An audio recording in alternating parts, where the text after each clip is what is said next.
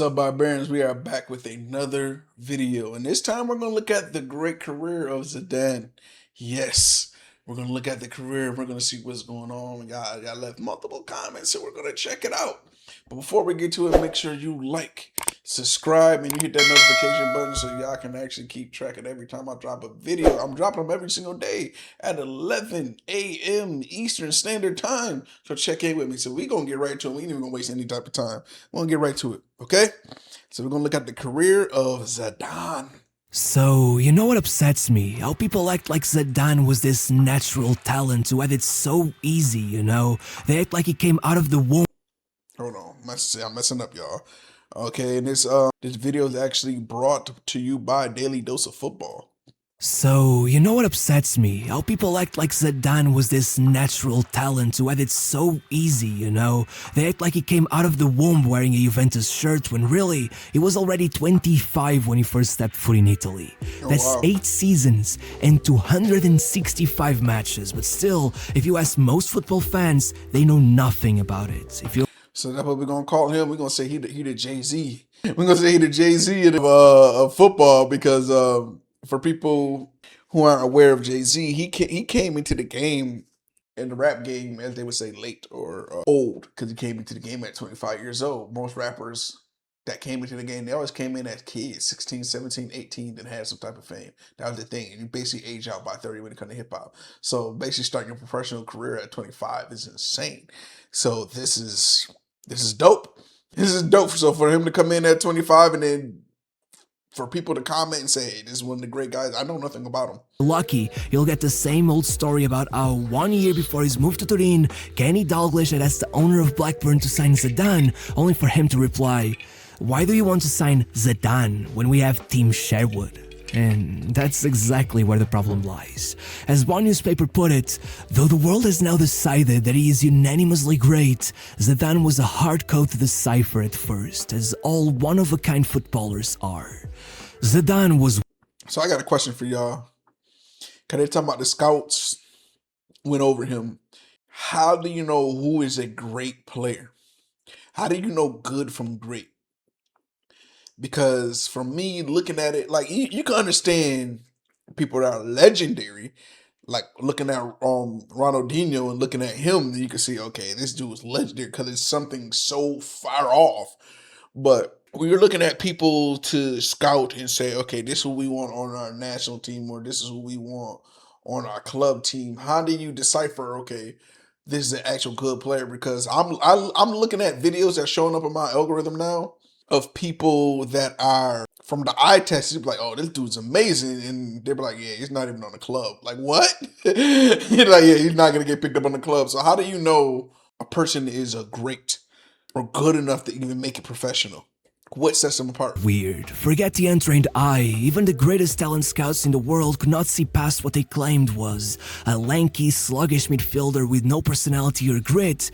Even Arsene Wenger, the same man who spotted some French kids struggling in Italy and turned him into the deadliest striker the Premier League has ever seen, even he turned down Zidane when he was back at Monaco. In fact, for a long time, there were only a few people who seemed to truly realize that. And that was I keep saying, so I'm going to call him Thierry Henry, but I guess his name is Thierry Henry.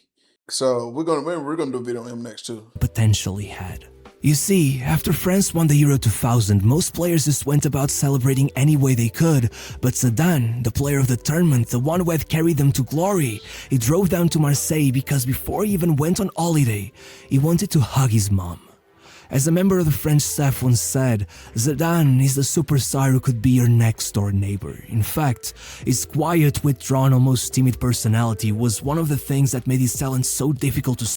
So that's like his claim to fame, is that he just looks like a regular guy, but he was very, very good. Like, I see from his appearance that he kind of gives like office manager, but he just happened to be very, very good because I see he got the number 10. Yeah, told me about the significance of the number 10. So that means he has to be very good. Spot. While most all-time greats seem to be these larger-than-life personalities, Zidane just wanted a hug from his mom. but that wasn't the point. What I meant to tell you was that while he was down there, he got the news that a man named Robert Centenero was in the hospital struggling for his life, and Zidane did not even think twice. He postponed his holiday and kept him company for what were the last few days of his life. He's a good guy. But why was he so important to him? Well, back when Zidane was still Yazid, because believe it or not, he didn't like his first name when he was a kid, Centenero was the first person to scout Yazid, and even if the best he could do was take him to a tiny local club, Septem de Vallon, it meant a lot to him. As he would say, he did everything for me. He'd drive me to training, he would even give me money so that I could buy food on the weekends. He was like a father to me, and it was even thanks to Centenero that Yazid met maybe the only man who would have an even bigger impact on his career. Monsieur Varro. Only about a year after the two met, Centenero convinced Yazid to take part in a tournament organized by IS Khan, where schoolboys teamed up in hopes of getting scouted. But unfortunately for Yazid, he was benched. But just as it seemed, he would not even That sucks. get a chance to shine. The boy who was playing his position broke his wrist and was taken to the hospital, so Yazid took over his role and put down an immense performance, only there was no one there to watch him. The scout on duty that day was the famous Monsieur Varro, and unfortunately for Yazid, he had offered to drive the injured kid to a clinic, so he never saw him. In fact, it took 2 years and 3 months for the two to cross paths again, and how did that happen?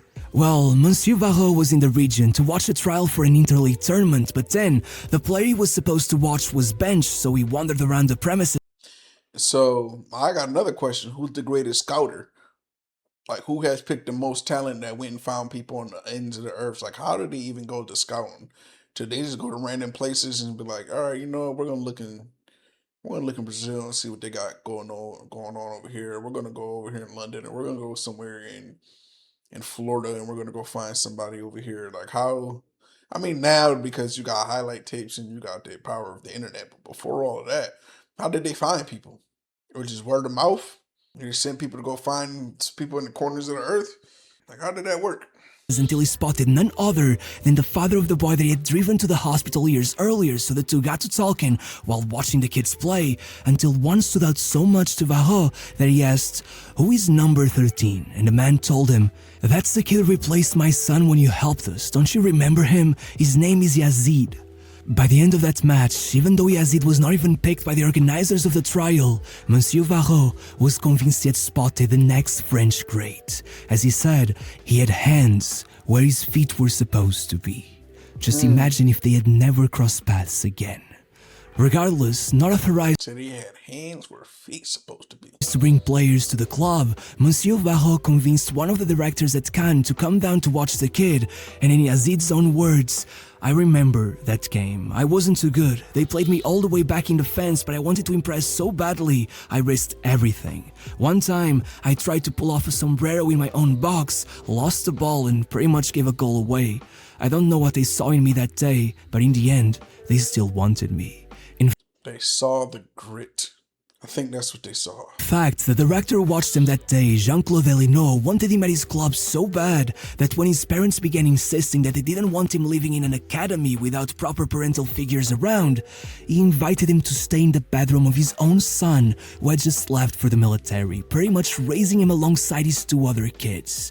And let me tell you, as quiet as he was, that would be no easy task because, as we all know by now, Yazid had a temper. If anyone ever dared mock his family or his origins in the ghetto, Yazid would not talk back. He would hit back. And indeed, it wasn't long before he was sent off for punching a player, but thankfully again... Oh, so Zidane, what are we uncovering here, people? Is he is he known as like the bad boy of the sport? Like he be punching on like me, you know what I mean? Known for whooping people out? Let me know. He had someone by his side. As Jean-Claude told him, "This is the curse of the gifted player. You will have to learn to ignore their words, or you will spend the rest of your life on the sidelines watching others play. If you need to let off some steam, just scrub the locker rooms or something, I don't know." That last part was supposed to be just a bunch of empty words, but Yazid took them literally. The next day, after everyone left, they found him there with a bucket and a mop. As one of the coaches would say, Yazid was an example. He barely spoke, he always listened, and then he acted. However, Yazid was far from making it. When he got called up for the French under-17s, they even mixed up his name, addressing the latter to Zidane. That's how irrelevant he was back then. In fact, it would have probably taken him ages before he made it to the first team had it not been for Monsieur Varro yet again. As the senior team manager would tell the story, one It's not about what you know, it's about who you know, and this guy keeps popping up in his story, pushing him forward. That means it was destined. day, Varro came, asking me to come see this kid training in the pitch next to ours. I kept telling him that I was tired, that I needed to go home, that I'd see him another time, but he insisted so much that even though I didn't want to, I gave it a look, and for 25 minutes, I could not take my eyes off of him. I was mesmerized. As I stood there, a board member walked by and said, "You're looking at that under 18, huh? He seems really good." What he didn't realize was that Yazid was still only 16.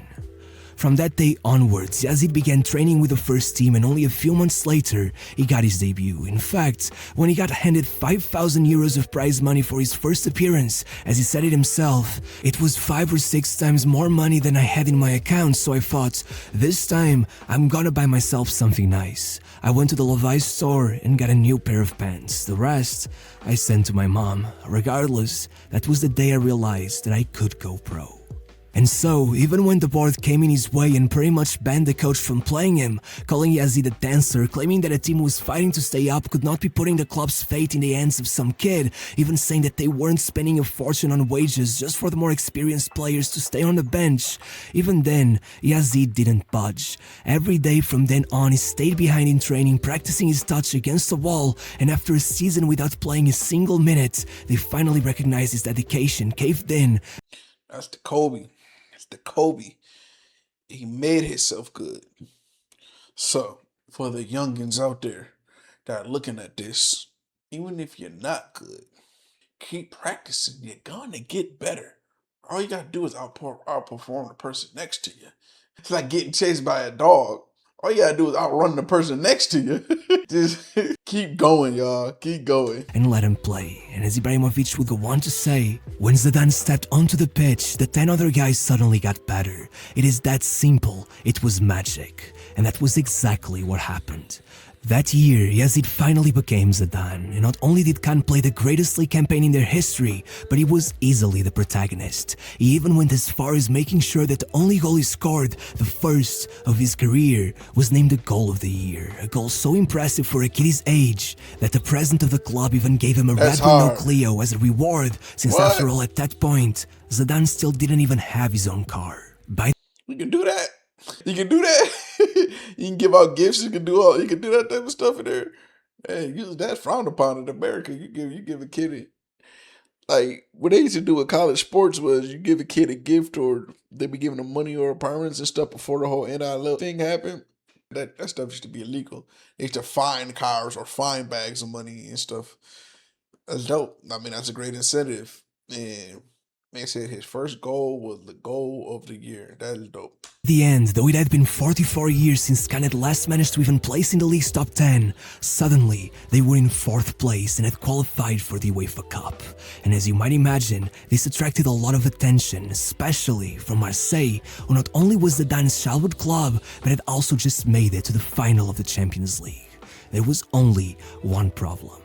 At that point, Zidane was out on mandatory military service, and though they would still allow him to travel back and forth so he could play for his team, I did not know that they had to do mandatory military service out there. That's wild.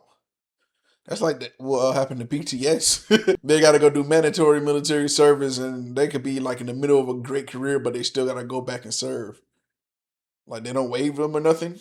It wouldn't be until New Year's before he got discharged, so Marseille decided to wait it out, but unfortunately by then, with Zidane having to split his time between the that goalie's ass. army and the club, Khan's performances dropped massively, being knocked out in the second round of the UEFA Cup and sitting all the way down below the relegation line. Suddenly, Zidane didn't look as appealing as before, so they began working out a deal where they would send Alen Boksic on loan to Khan so they could get Zidane for cheaper. But in the middle of it all, Lyon got upset as they had just lost on a chance to sign Boksic, being outbid precisely by Marseille, only for them to send him on loan immediately after signing him, which at the time was illegal. And just as they decided whether or not to sue them, them, Boksic just happened to debut precisely as Khan faced Lyon and ended up getting their keeper sent off and costing them points, which sent them over the edge, leading them to take on the lawsuit, winning it, and getting all those deals cancelled. That was crazy. That is crazy. Yo, they tried to devalue the man just to try to go get him, and son messed it all up. That's crazy. That by the end of the year, with Zidane struggling to get back in form, watching his own team get relegated and even picking up an injury, Marseille went back on their word and refused to sign him. Only a year after tasting glory for the first time, Zidane was back to being a nobody. But that's exactly when a miracle happened. Well, good thing he didn't go get picked up by it. Because when I did the Marseille, what happened in 1993, good thing they didn't get him, because he could have been included in that. With Khan struggling financially, Bordeaux's entourage met with them in an attempt to poach two of their players, Jean-François Daniel and Eric Guéry. But once the meeting started, the Khan representatives began naming all the players they were willing to let go of. And in the words of their manager, Roland Courbet, once I heard the name Zidane, I began massacring the president's toes under the table. 5 minutes later, for a small check of 3 million francs, we left with Zizou in our basket. Obviously, joining newly promoted Bordeaux was not even close to what Zidane expected from that season. I mean, Marseille were months away from winning the Champions League, but first of all, at least he was still at the top tier, and secondly, well, waiting for him in that locker room were two guys who would conquer the world alongside him. I'm talking about Christophe Dugarry and Vicente Lizarazu. The moment those three began joining forces, Zidane hit a whole new level. As one of the coaches at the club said, when he arrived, we saw an introvert, a kid who doubted himself, but with every single one of us around him, his confidence grew every day. We gave him the self-belief he needed to reach his potential. And Zidane, he knew this too. As he would one day say, Bordeaux was precisely what I needed in that moment, not just in football terms, but in my life. There, one way or another. Sometimes you need a good OG, man. You need a good veteran that'll push you. Like they're saying with LeBron going to Philly, man, they got a lot of young people and they can't wait to learn from him. Sometimes you need those veterans that'll push you into becoming a superstar. I became a man. And by the end of the season, he had done it again. Bordeaux were somehow fourth in the league and had qualified for the UEFA Cup. Even more impressive, after insisting all year that he was not an attacking midfielder but actually a facilitator, Zidane was Bordeaux's top scorer with 10 league goals. Hey. And the next year, though he would have his first moment of madness punching Desailly in the face midway through a match, then he scored past Oliver Kahn and led Bordeaux to revalidate their fourth place finish, meaning that So Zidane was out here punching folks. He wasn't getting no type of cards, and then scoring right after. Yo, what? by August, everyone had forgotten his mistake. Not only was Zidane handed the league's Young Player of the Year award, but he was called up to the French national team for the very first time, and he made sure to make it as memorable as possible. So he's over there punching folks, and they just overlooking it. You see, back then, France had not even made it to the previous World Cup, which was especially concerning, given that they were hosting the next one. And since they did not want to get embarrassed in their own turf, Aimé Jacquet had been handed the task of building a new side out of the wreckage of the previous squad. So that day, with Djorkaeff out of the squad, he asked Zidane if he was ready for his debut, and in his usually overly humble style, he told him that Corentin Martins was much better prepared for the match, so Jacquet left him on the bench. There was only a little problem. 60 minutes in, they were losing 2-0 to the Czech Damn, they were getting punched on. God damn. Republic. So, in a desperate attempt to try to keep France's pride untouched, Jacquet took the risk of sending Zidane in for Martins, and the result was simple. With 5 minutes to go, Zidane took the ball, made it past one, then two, and smacked it in from 30 yards out. As everyone expected the kid to lose his mind celebrating, he immediately hurried back to the center of the pitch, because his mission wasn't over. So he's basically nonchalant the whole time he played until somebody did something that he just started punching on folks. That's what I'm getting out of this career right now. Where he was an underdog. And then when he finally started getting the chance, he started punching on folks. But it was good too. Like, the story's a little odd. That only came 2 minutes later when he leveled the match with a bullet header. As the cameras cut to the bench, you could see it in their faces. We found our man. Regardless, with That fool Zidane put him struggling on. with recurring injuries the next season after a disappointing exit in the second round of the UEFA Cup, Bordeaux disappointed even further by dropping down to 7th place in the table. But as it seemed they would be out of the European competitions, they were handed a lifeline as the UEFA took over the Intertoto Cup and offered the winner a place in the UEFA Cup. In fact, it was right around that moment that Newcastle were supposedly offered the chance to sign Zidane. What is the UEFA Cup? What is that? Is that for like Europe or France? That's their championship? For only £1.2 million, but as we all know, they did not take it, and quickly, that proved to be a gigantic mistake. In the first match of the Intertoto, Zidane scored a stunner only 6 minutes in, then 8 minutes after that, he got an incredible assist, and in the second half, not only did he start a counter-attack that led to their 4th goal, but scored the 5th through some real Zidane magic, and from there on out, he kept going, 3 free kicks scored over the next 3 matches, but once they were in the final, Zidane added a little bit of his usual flair, getting a 3-match ban for hitting another player with an elbow to the chin. Dog, what is it? Thankfully, that didn't stop them from winning the whole thing, and ironically, it was right around that time that Cantona was also serving his ban for kung fu kicking a fan. Yo, what? Yo, what? Picture is crazy. Nah, this might be the thumbnail, man. Yo, that's crazy. He jumped over the joint. Nah, yo, what's going on? And look at it, they're shocked. Like the dude next to the man in the red jacket, like, yo, what just happened in front of the kid? Everything, yo, they're nuts, yo. And Zidane made sure to take advantage of his absence to completely cement his position as the new star of the French national team. Not just assisting the opener in their decisive qualifier against Agi's Romania, but then scoring a stunner to secure their place at the Euros. But hey, if you think that was a beautiful goal, just hear me out. Once he had served his ban, the next round was against Real Betis, and not only did he score the winning goal, but the goal itself, well, it was a 40-yard volley taken straight from a goal kick. If there was a Puskas award back then, they'd probably have won it. And still, it was nothing next to what happened in their quarterfinal match.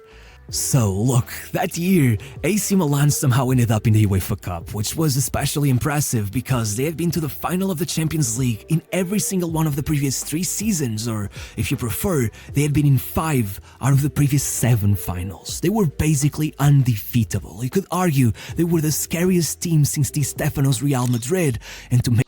Yo, somebody was telling me about like how they said, cause I said, oh, this person's unguardable, and they was like, yo, we don't say unguardable, we say something else. It's a different saying, and like how he just said undefeatable, we would just say unbeatable.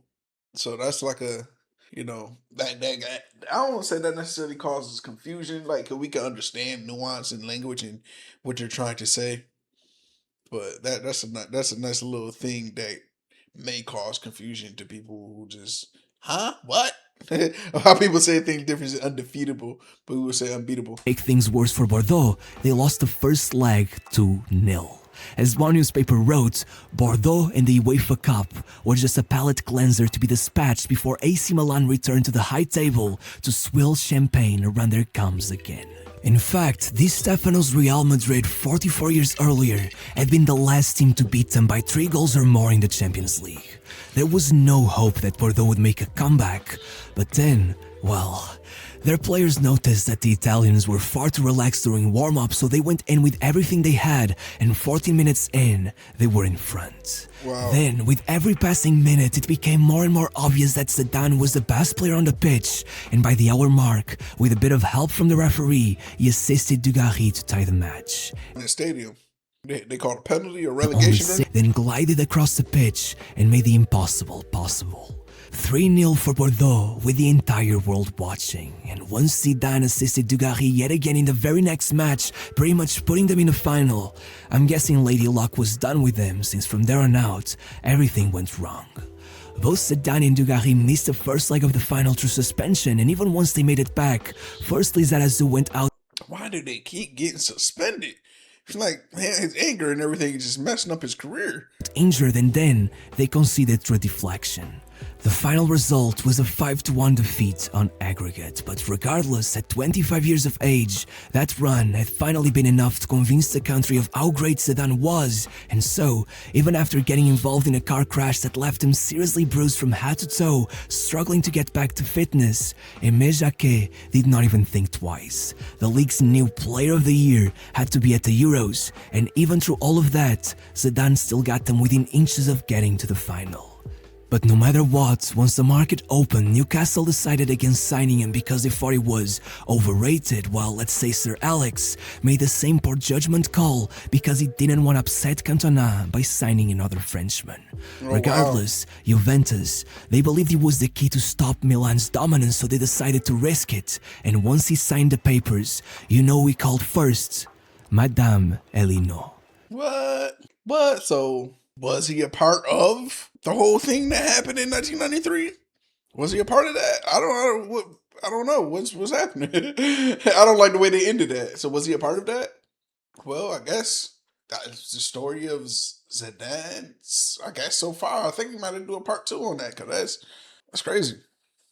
That was crazy. He just got punching on folks. That's what it seemed like. Dan was just punching on folks his whole career, but he just kept being pushed along from the people that he knew. So hopefully there is a part 2. I'm pretty sure there's 3 parts because I saw something about him being a coach and everything. So we gotta look at it. So this might be a 3-part series on him. All right, man. Y'all let me know more in the comments.